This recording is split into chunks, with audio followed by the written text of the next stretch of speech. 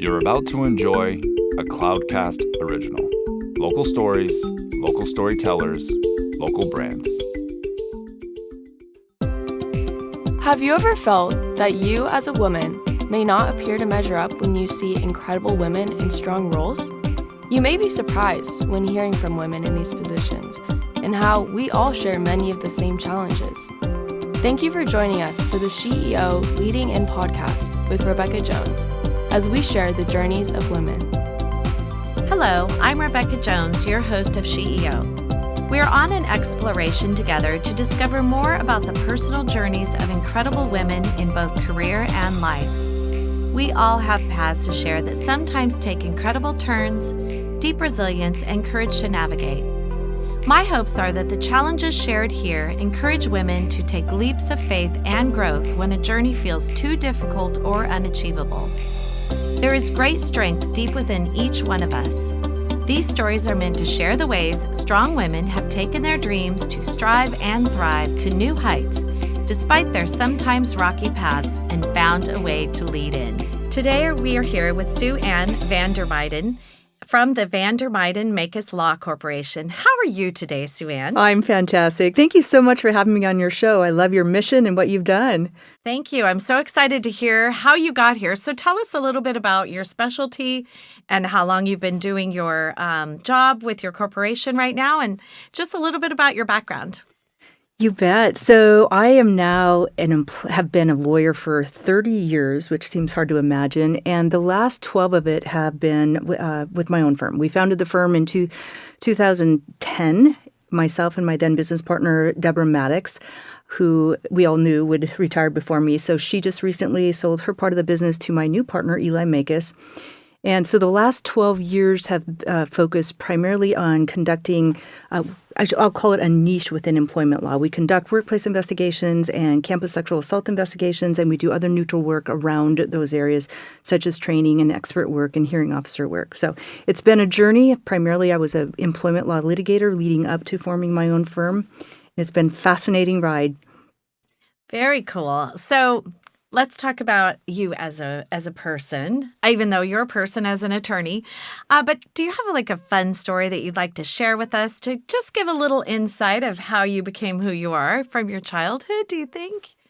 It's been a fascinating journey. That's one of my themes, I think, is life is fascinating. People are fascinating. I was adopted out of an orphanage into a North Dakota farming family as a baby, an infant.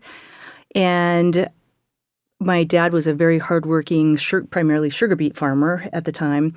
And if you want to know a fun story, I think this is the one my kids like the most. And that is when you live on a farm, you do farm-like things. And that includes delivering parts to the field and, bringing food out to the hired workers. The hired workers, we hired a lot of people to do a lot of the farming things to help my dad, to the hired workers to feed them, that sort of thing. And consequently, you drive at a very young age. And my very first experience with law enforcement was at age 9 when I was pulled over for underage driving in an open-air Jeep. So I got to meet law enforcement at that age. And I didn't get in trouble. They did haul my dad in for a little bit, but it's also sort of expected on the farm that you would drive young. So that was my story. 9. I could tell you I was definitely not behind the wheel at 9. That is so funny. So you were driving. When did you start driving big rigs? Did you do that at all, or? Well, primarily tractors. I didn't drive the beat trucks as much, but primarily I did a lot of driving tractors. And, I'm trying to think of the age. At age 9, I recall, because it was part of the whole being pulled over, is in order for me to reach the pedals, I had to slide down on the seat. And so you couldn't even see my head over the steering wheel. So by the time I was driving tractors, I would have had to been taller. So it was probably in my early teens. So the law enforcement officer may have thought that the car was driving itself. That's exactly what happened, because when I saw the police car, I kind of freaked out a little bit and immediately slammed on the brakes on the gravel road. And so that's precisely what happened. They saw a driverless car, open-air Jeep, and stopped us. A little before their time. It would be normal now almost.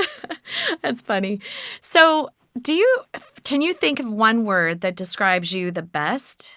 Well, that's a good question. And it's always interesting when you're doing a self-assessment too, right? Versus how others perceive or would describe you. I think probably I would land on curious. I'm really, really intrigued by people, I think, which is how I got into employment law and then how I got into the space I am now. And it serves any workplace investigator, attorney well to be really curious about people because we're investigating typically claims of misconduct against an individual and just being really curious about A, where the facts might lead you, and B, if they did engage in the conduct, and that's what you determine why, sort of the why behind it, and being understanding that we are all very fallible and we make really curious decisions, even despite the risks that might come from it. So I think my curiosity drives me. I'm super interested in people and what they're like and why they think how they think and how they feel, why they feel how they feel, those kinds of things. You know, it's interesting you bring that up. So one of my first jobs as a young adult was new home sales. And I would always, when people would be walking up to my door, I would look at them and I would think, I wonder if they're going to be a buyer or if they're going to be what we deemed as a tire kicker and how that would be. And I can tell you most times I was so far off as far as, you know, the perception of what someone looks like and what they end up being. And, you know, I think that curiosity is something that it serves us well in our careers because you have to kind of think things through, and it helps you with deduction skills and then seeing signs and all of that. So I think that is a very valuable skill. I think going back to your specialty, there is a lot of fallible things that happen in life where people go, well, I shouldn't have made that decision. We're all human. But some of them are very disastrous, and then some of them are, you know, more benign. So I think a very interesting take on all of that. So you've been doing this, your actual business, your business that you own since 2010, and then you went into the specialty at that point in time, or is that something that you landed on kind of during that tenure there? Technically, I was an employment lawyer, which I was litigating cases, an advocate on behalf of clients up until 2006. And then I left the partnership of a firm, not because of anything. I loved the firm. They were fantastic. But I really saw this niche, and I just felt really excited about it and good at it. So I took the made the unprecedented decision to start my own firm, which is crazy because I'm not a risk taker and I'm a people person, and having people and really smart people around me was kind of the way I developed my career up to that date. So the fact that I went on my own was really interesting. So I went on my own to focus on workplace investigations in 2006, which turned out to be a bit prescient because it was thereafter that the whole area just sort of started to explode. So in 2010, I met my business partner and we formed together, and that's when we started growing. And we're at somewhere around 35 strong now and continuing to grow, including just opening a San Diego office recently. So how many offices do you have? We have San Rafael, Sacramento, and San Diego so far. And how many employees do you have? Roughly 35-ish, and I'm saying roughly because we have a couple interns and we are currently have a few offers out as well. So it's we're in that 35 range as of now. So what are you finding with talent? Are you finding that that's an issue or not? I mean, I hear from a lot of employers that they kind of look at, well, if I need to hire 30 people, I've got to have about 100 good interviews. And are you seeing that people are accepting offers and then they're not showing up? Or how does that look for you? Because it's been very different, and I would say very volatile during the pandemic, of how you can't really rely on people as much, which is pretty surprising. I've never seen it before in my lifetime. Well, and so I would say our challenge is perhaps a little bit less on the reliance part and more on competing with other employers for the talent. There's a lot of really good talent out there, and it is completely an employee's market right now. So if we have a candidate and we issue an offer, we can be pretty sure that other law firms are also giving them offers because they've excelled in some way. So we've relied heavily in the last few years on recruiters really to get to the best talent. But wow, is it hard to get good talent right now. And not because they aren't out there, they're just sought after. Got you. So that's a pretty tough situation to be in. How do you retain them? Because you have to keep sweetening the offer, and then all it does is drive up your cost. As a business owner, that's probably a little tough. And I would say that that's actually happening across the board in all businesses, and that's why Agreed. some of the inflation is, I think, due to that as well. It's a lot of different things, having the right people working and being able to rely on them and getting the goods and services, honestly, where they need to go. But so back to you and your journey, what does success look like for you? I think for me, it is really about, do I feel fulfillment in the work that I do because I've surrounded myself with really good, brilliant, smart people, and because I can deliver, not I anymore, we can deliver a service to clients that's really a benefit to them. I know that there are a lot of lawyers that don't love their work, and there's a certain amount of pressures and stressors that have, for whatever reason, it's not their passion. I feel so lucky because I've created law around my passion, which is really people. So I think if I had to answer it in a word, it would be fulfillment in what I do, both because it makes me happy, but more so because I deliver something that I think is of value to others. Well, that's interesting because when you think about a law firm, you're not always considering the part that I think is really important, and that is customer service. And it sounds to me like that is a very important part of what you're delivering because you are a people person. And I think the difference in our law firm, because it is such a niche, is we're not in court anymore. Once you're in court, it's hard to get a win-win, right? We feel like we can make a difference in many occasions before they ever get to court. We're helping campuses get safer and workplace cultures get better by resolving issues at an early stage that allow the employers to make decisions and take actions that really create that safe environment. And to your earlier point about recruitment and retention of talent, we often say that we have to create a culture at our firm that isn't one somebody would have to come in and investigate. And so we see a lot of workplaces that have conflicts, and we get a chance to help fix that. So how do you balance all of it? Because it's a lot, right? How do you balance your work and your private life? That would be a very interesting question for you to ask my 23 and 25-year-old daughters. I think it's been a journey. I would not say I've done it well all the time. I had the privilege of listening to your podcast with your cohort and daughter, co-host and daughter, and heard your answer to it. I don't think I did it perfectly all along. What I did try to do was the time that I had with my kids to make sure it was valuable. So then I had people do things that would take away from that. I had people help me out in areas in the home so I could spend more quality time with my daughters. My daughters did go from the time where I will never work like you did, Mom, to now you are a role model now. So they did, as they have become adults, realize the value and the modeling that we can give them as kids. But it was probably the hardest thing I've ever done to try to balance both of those things. Well, the truth is it looks different for everyone, right? And your village, as I like to call it, is always going to be different for every woman. And, there is a lot of pressure of what we think our responsibilities are, based on culture and then how that's kind of shifted. And I think now more than ever, personally, it is acceptable to have a career and a job. And quite frankly, life is expensive. And kids are expensive, and they always want this, and they want that, and they've got the traveling teams for their soccer and their baseball and football. I mean, all of that. It's a lot. All of their special outside interests. They cost a lot of money, and so us as parents, we're just scrambling to try to keep it all together, and it's a juggling act. So, I don't think any of us can do it perfectly. But it is going to take always a village and your team of people that are on your team that want to keep your family successful and make sure that, everyone's needs are met as well as possible. And probably like you, I really did surround myself with other women who could support me and understood it.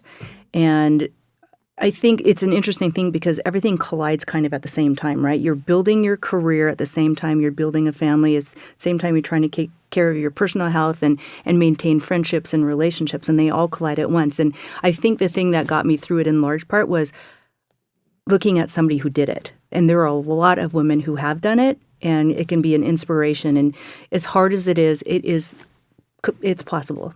So curious about that when you brought that up. Now I'm curious. Role models, do you find them to be, do you have any that you could really look back on that have really affected you? And have they been more women or men or both? A little bit of both?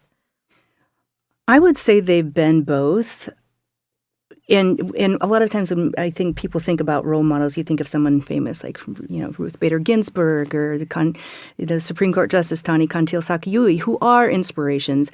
And maybe we have a chance to intersect with them in life, and maybe we just admire them from afar. I think, so those people exist for me for sure, but I think it's really the people who are in the trenches with me, the people that have other really strong women have been such role models for me and so supportive. And we commiserate and collaborate and support, and it's been tremendous. So I have a pretty robust group of female friends that provide that for me.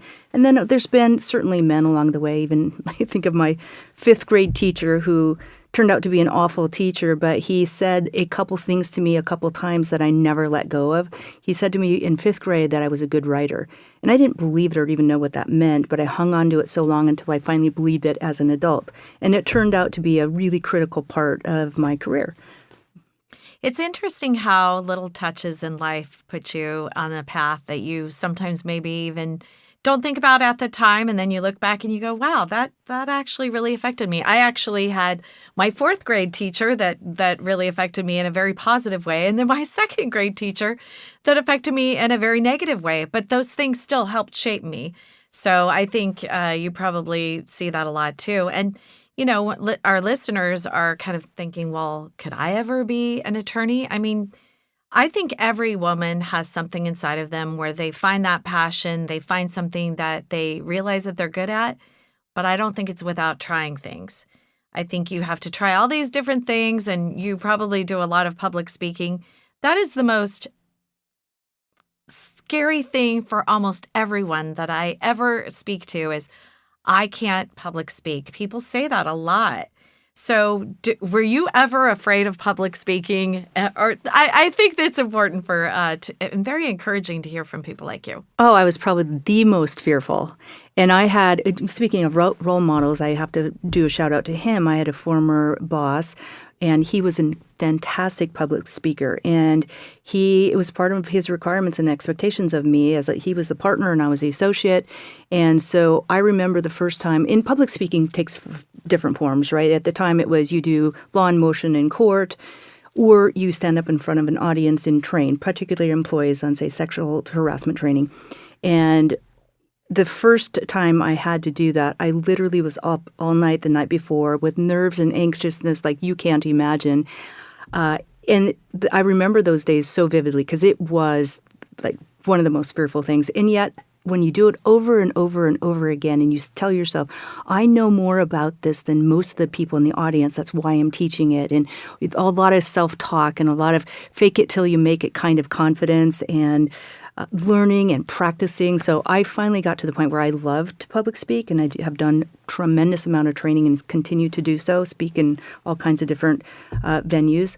But I credit it to him. And the one tip I have for those people who would like to public speak and it's not their immediate desire, I guess, or skill, is to public speak with somebody else so that when you can't breathe anymore, you run out of something to say, they jump in. So co-presenting helped me early on.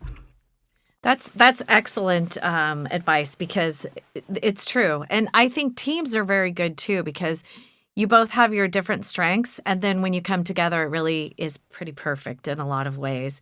So as a woman leader, what are some of the barriers that you have, felt during this whole thing? Because I think a lot of us experience different types of barriers, but what are some that in your field have seen? I think probably for us as females, one of the barriers in my own experience at least is that there seems to be an assumption that comes along with it that maybe you're not as competent or confident as your male counterparts.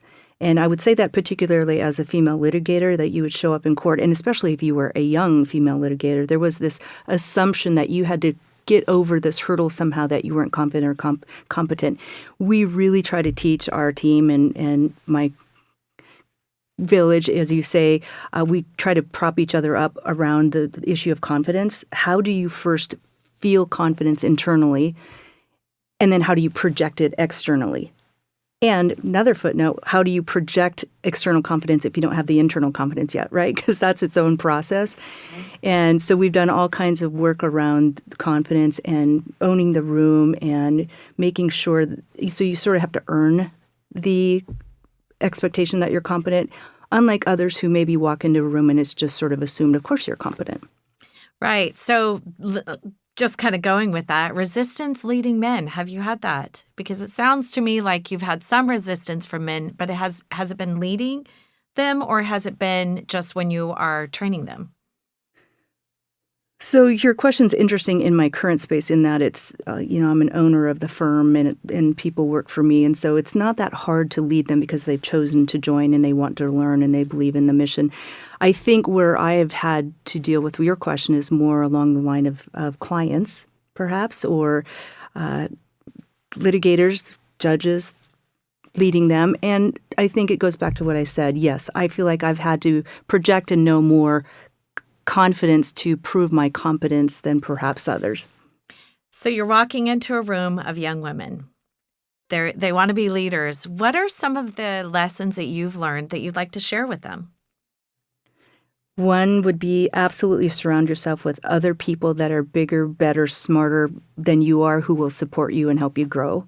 Just surround yourself with the best, and it'll make you better. That's one thing for sure. And I don't say that lightly. I mean, when I was in law school, I looked around at which lawyers in Sacramento I wanted to meet, and I made sure I met them. And some of them are fast friends and have been for years. So that's been a really important part for me. And I think the other thing is do whatever it takes to be confident in your area, both personally and professionally. Well, I think that is very good because I've always had that mindset. Always surround yourself with good people because and people that are smarter than you that you can learn from, because I tell people this all the time.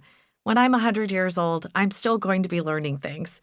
And that's a long ways off. But, if going with 100 years, I lived more than half my life. I think as long as you are learning things, you're growing, and then you're becoming better at your profession, a better person, more well-rounded. And then you can turn around and lend a helping hand and some wisdom to some other people that are younger than you too, because you're learning things. And I never walk away from a conversation not learning something from someone. I feel like that is so important in life, and it's really served me well. And I think it helps just with, honestly, any type of relationship when you're learning something from someone else. So what are you most passionate about in your journey? Helping people, I think, is part of it. And maybe, to kind of tying up everything you've sort of talked about and kind of the mission of your even podcast is we are going to face obstacles as female leaders. They're going to be different and at different, I guess, levels of obstacles for each one. But I do have this, I guess, passion to do this and to build it into my thought process, and that is to turn my frustrations into fascinations. And sometimes if I'm feeling resistance from somebody or I feel like there's an obstacle because of gender or whatever it might be, is just to sit back and say, okay, I can't be frustrated or try to change this person. So let me just be fascinated. Like, why do you think that? Or where did you get this? And how can I kind of change it in a different way? So being really curious to turn my frustrations into fascinations, and that just somehow takes the judgment out of it and the anxiety out of a negative experience. So when you've had obstacles, I'm sure you've probably failed at something here or there. I think we all do. But when you say that, I think that whole fascination, frustration is a very interesting way of looking at it. Has it actually led into where you've been in a failure situation where you've kind of shifted that into something like that? Well, it's interesting. I mean, when you think about failures, it feels like maybe I've had a series of smaller failures as opposed to one big giant monumental failure. And so I think it depends on the kind of failure you're facing and maybe I'm lucky that way. It wasn't like I got kicked out of graduate school for any particular misconduct. And part of what our work is, we're investigating claims that if they're substantiated, someone could lose their job, their reputation, they could be kicked off campus. And so for me, I think in my series of smaller failures, I have definitely had to lean in on that philosophy, which is, okay, help me be fascinated by this and what part of this failure do I own? And I can't get caught up in the part that I can't control because I'm not going to be able to control outside forces or other people. So I have to control my part of it and how can I learn from it? That's really good advice because when you think about all of the things that are happening in the world, so much of it you cannot control. You have zero opportunity to even shift it. And, I think a pandemic really brings it down to such a everyday sort of level, and that is you can't control anything that's outside of you. It's so true. I work very closely with a threat assessment expert, and I have over the years on workplace violence, and he has taught me the psychology behind anger. And there's really only one reason that people get angry, and it's because of a loss of control. And it's an interesting thing for me now. Whenever I get angry, my kids will say, "Oh, Mom, how do you think you've lost control?" But it's really true. Like once you identify, this is the part I can't control, and that's what part is making me angry, it can help you then shift to, all right, let me focus on this. And just once you refocus your efforts, and that's within your control, it helps ease kind of the anger that brought you there. Well, and that's true. And in your job, I think really being able to see how that kind of translates into what the end result is pretty interesting because now, I look around, honestly, and I think everyone's so frustrated. Everyone is so frustrated. Everyone's at a boiling point. My philosophy is, how do I figure out how to diffuse that? How can I bring something to the table that helps them kind of divert to a different way of thinking? Because it's so prevalent today. The frustration, the anger, the irritation. So I think for our listeners out there, just to kind of remember, you're only going to control yourself. And, there are different things that you can do, different strategies to help diffuse the situation, but it's not going to be changing anyone 100% because you can't control them.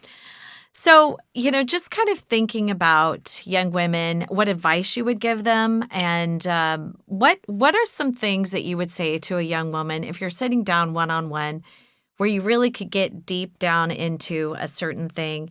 What would your advice be to them?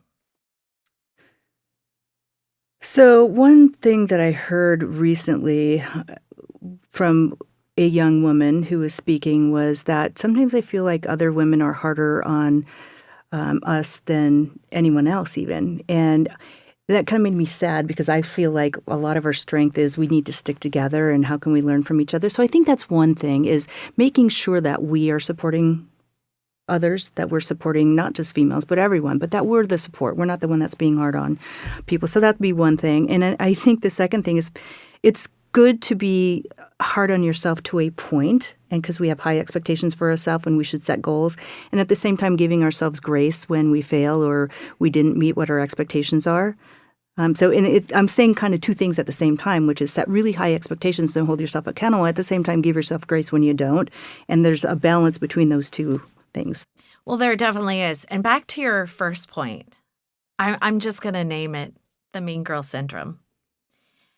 There's always going to be someone that's smarter than, more beautiful than, more successful, more this, more that, all of those things. And it makes me sad too. Because if you look at women, I don't know about you, but for me, if I get a compliment from a man, it's not the same, and it doesn't have the same impact as when a woman gives me a compliment or encourages me.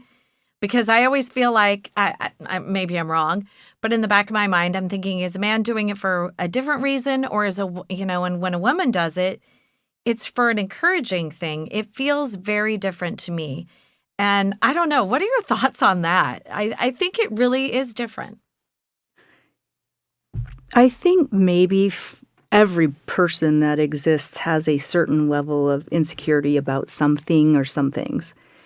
And I think a lot of the mean girls syndrome comes from that. If you really dissect and you're trying to be fascinated about why we would be harder on other women, I think it's born from the insecurities. And so maybe when that occurs to us, is just stepping back and be fascinated about, wow, what got them there and what makes them think this way. And you do one of two things when you go through that process, which is, one is, I'm not going to have you part of my sphere. This is not helpful to me. I'm going to excise out of my life anybody that doesn't make me feel like $1 million. Or perhaps you can better understand them, be fascinated by it, and maybe forge a relationship once that understanding is there. One thing I always tell my daughter too is when someone's hurtful, hurting people hurt, and they want to hurt you as well. And I don't think it's always. I'm curious like you in that way. I always try to figure out, is there something that's underlying with that?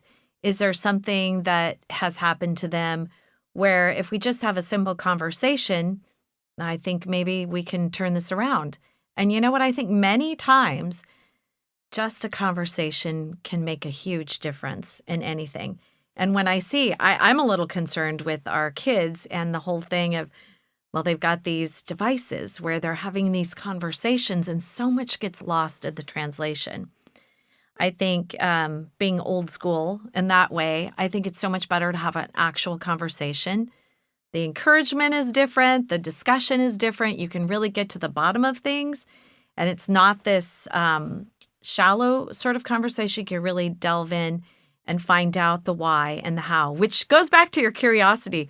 So maybe I'm even more curious than I even anticipated or thought about myself. Well, exactly. But to your earlier point, too, you talked about how we're kind of at a boiling point now.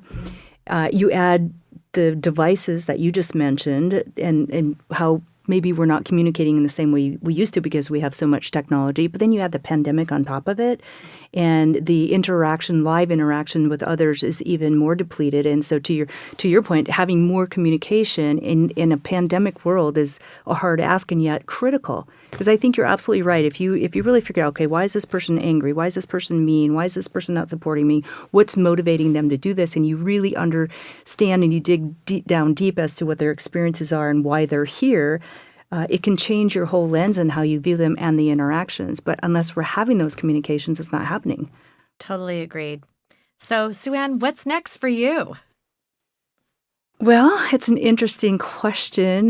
We have all kinds of strategic planning around in our firm, and I'm looking forward to my firm continuing on and growing a team that can take it and lead it into the future. And I am looking forward to doing a few other things in life, including I'm hoping to be the future Rebecca in terms of starting a podcast on diversity, equity, and inclusion with a tremendous human being, Tiange Kiyomoka, that I'm partnering with on that. I am, in terms of where the future goes, I'm a shorter-term planner. I like 1, 3, and 5-year goals. So I don't know what I'm going to be doing in 10 yet. But I'm excited. I just think the future is really bright. I'm excited to be a part of my daughters' lives as they continue their journey as young adult women in their careers. So are they planning on working with you at some point or not so much? That would be a big fat no. They're terrific. Neither are lawyers. One is in L.A. and as a financial she works in finance in L.A., and my oldest daughter's in psychology in Salt Lake City. Well, I have a 25-year-old son and a 21-year-old daughter, and neither of them want to go into my business either. So don't feel it's not a problem. I think, though, the fact that they can look up to you and see all that you've done and really been resilient in shifting and figuring out your right path for you, I think that's really important. And again, love the conversation about the mean girls, because I think a lot of it people are afraid to talk about. But I think we always need to remember that someone's going to be more this, more that. But when we work together and help our sisters especially, and definitely men too, but definitely our sisters, I think that it's more impactful and it helps us move forward and become our best version of ourselves. Agreed. I love what you're doing here, and thank you. Thank you. Thank you so much for joining us here today. Really appreciate it. My pleasure. Thank you. Now that was powerful. We hope you've been lifted and encouraged by today's inspiring voice. Always remember that life doesn't look exactly the same for each one of us. Never stop dreaming, striving, and thriving. In future episodes, we look forward to bringing you powerful stories from amazing women who learn how to lead in to challenges. Thank you for listening and being part of our community with SheEO host, Rebecca Jones.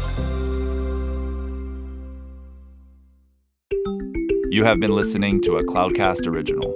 Local stories, local storytellers, local brands. Find more stories at cloudcast.us.